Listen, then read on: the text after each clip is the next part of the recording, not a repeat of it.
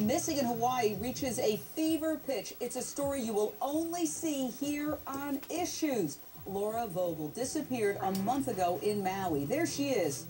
Beautiful young girl. The last time anyone heard from Laura was when she texted a friend on February 21st that she was going off on a hike by herself and, quote, meeting with the locals.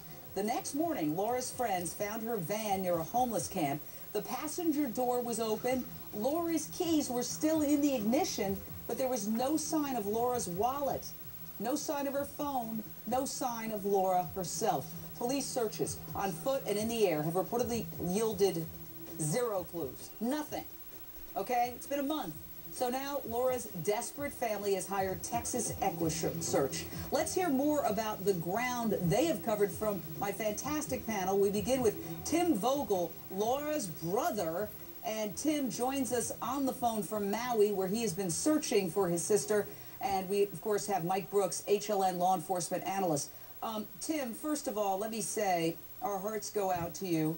We want to help with this search. We want to find your sister, God willing, alive, and we will do everything to keep her face out there in the hopes that somebody on the islands of Hawaii has seen her and can call authorities. What's the last thing you've heard from cops about their theories? Well, there have been some developments. They located the gentleman who the last phone call went from Laura's phone to a prepaid phone.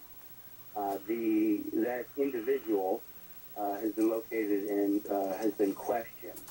I'd also say that the FBI has been involved and continues to be involved in that portion and the investigation. So.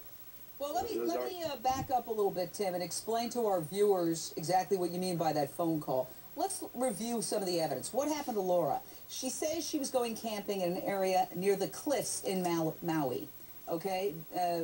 One of the most beautiful parts of the Hawaiian Islands. She texted her friend she was going to meet with the locals. Now, the question is, did the locals turn out to be a bunch of dangerous transients who happened to congregate in that area where she was going camping? The day after Laura vanished, Laura's friends found her van with the passenger door open and the keys in the ignition. Her cell phone and wallet were missing. And then the back of her cell phone was found near that transient camp. But, as you were mentioning, a check of her phone records turned up 2 calls placed from her phone to a guy whose number was not in her phone book, somebody you have no knowledge of, a man with a very deep voice. So, Tim, explain. Did they find that man with the very deep voice and question him? Yes, it turns out it was a prepaid phone, which makes it very difficult to find. But they did find the individual who was in possession of that prepaid phone. That individual has been questioned, and that's the most that I'm allowed to say about that. Well, I mean, you gotta wonder why the heck that individual was holding your sister's cell phone, whatever it was, prepaid phone or an old-fashioned phone. Why is it in his hands when it was your sister's phone? Yeah, absolutely. So you can't say anything about that. Can I ask you? Go ahead. The only other thing I can say is there were some questions about, what resources the Maui police are bringing in, and they have given me permission to say that the FBI has been involved and they continue to be involved. But this is a case of foul play. I remember the first time around we thought maybe she had fallen off the cliffs. And that was what the cops were saying. And here on Issues, we immediately said, no way, Jose, because nobody goes camping and leaves their keys in the ignition. Have the police at least admitted now that the chances are that this is foul play? Yeah, I don't believe the case has been changed to a criminal case, but there is definite belief that the potential for foul play is there. In the police's viewpoint and in the family's viewpoint, we're very confident that foul play was involved. Oh, Tim Miller, Director, Texas EquiSearch. Here's my thought. You've been looking for her. You're in Maui. You're trying to find her. We're talking to you now. Where are you right now, Tim?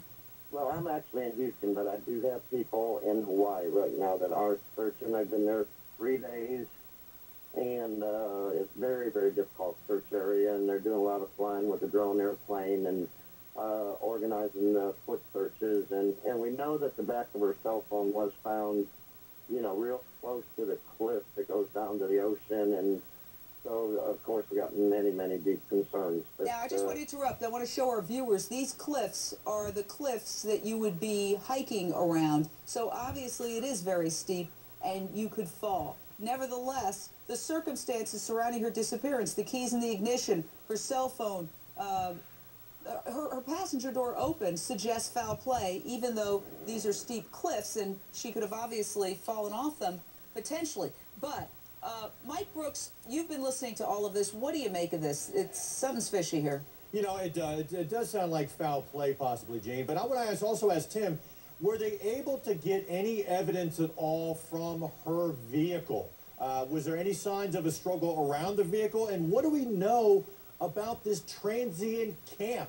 Are these people that are living there all the time? Probably not, since they're calling it a transient camp. But any evidence at all other than the back of her phone? That's what I just can't figure out, Jane. Yeah, Tim, this transient camp, okay? Obviously, it's hard to interview people who are transients because they come and go. But police have to talk to those transients in that area because if anybody saw anything, they did. Well, you know what, and they're not talking a whole lot neither, unfortunately. We're not getting a lot of information from them. Many of them have criminal backgrounds and stuff, and so they're not being any help to us whatsoever. Now, Tim Vogel, again, Laura Vogel's brother, what about the possibility, and I hate to say this because I know it's got to be very disturbing, but that she was abducted and that the search in the immediate area is futile because somebody put her in a car and she's on the other side of the island or perhaps on another Hawaiian island? Yeah, there's a large possibility that could have happened, but what we as a family have been focusing on is ruling out the fact that she's nearby. So we needed to rule that out with a high level of certainty for ourselves. So we're letting the Maui police and the FBI really work on the information side of things. They are not doing any more of the local searching, so we've picked up the ball on that to make sure that we can rule out those areas around there so that she's not there. And Texas Equisearch and Gene Robinson, who's flying the drone, have been pivotal in really helping us achieve that. Well, Jane, we just want to say, we got to wrap it up there, but take a look at this face. And if you see this woman anywhere on the Hawaiian Islands or anywhere, call police immediately, okay? She's not there of her own volition in all probability. Fantastic guest. Thank you so much. Now